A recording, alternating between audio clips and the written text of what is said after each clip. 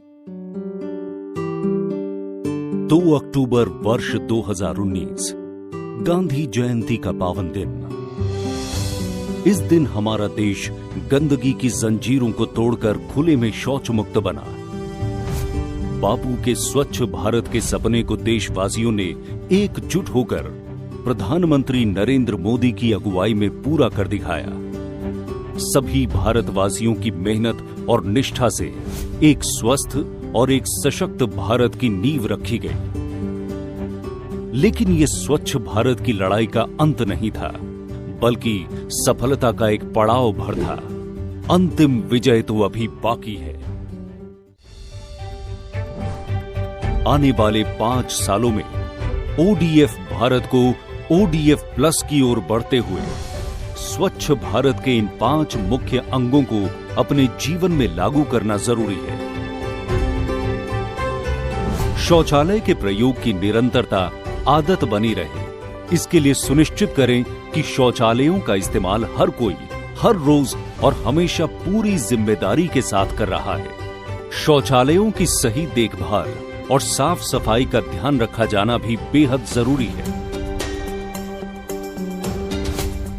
Plastic waste प्रबंधन के अंतर्गत जन जन को यह सुनिश्चित करना जरूरी है कि केवल एक बार इस्तेमाल किए जाने वाले प्लास्टिक के स्थान पर गैर प्लास्टिक वस्तुओं का प्रयोग करें और साथ ही प्लास्टिक को फिर से इस्तेमाल और रिसाइकिल करने के अभ्यास को बढ़ावा दें। रसोई और बाथरूम में इस्तेमाल हुए पानी के पुनः उपयोग के साथ साथ उसका खेती में भी उपयोग किया जाए और भूजल के इस्तेमाल का सही प्रबंध किया जाए।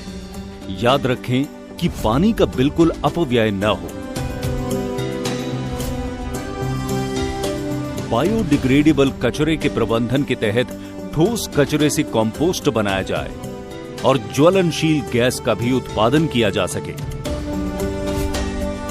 फीकल स्लज प्रबंधन के अंतर्गत देश के हर ग्रामीण और शहरी इलाके में सेप्टिक टैंकों से फीकल स्लज का कुशलतापूर्वक प्रबंध और निपटान किया जा सके।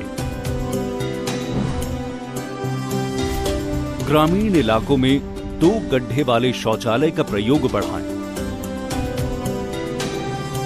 भारत को खुले में शौच मुक्त करने के बाद हमें स्वच्छ और सशक्त भारत की इस इमारत को और बुलंद बनाना है। आइए संकल्प लें कि स्वच्छ भारत के इस दूसरे चरण में हम देश के हर गांव को एक स्वच्छ, सुंदर और स्वस्थ गांव बनाएंगे। नई उमंगे हवा नई, हवा नई, हवा नई, नई उमंगे हवा नई, आशाओं को दिशा मिली, दिशा मिली, हाँ दिशा मिली। संघर्ष किया, बलिदान किया, हर काम देश के नाम किया।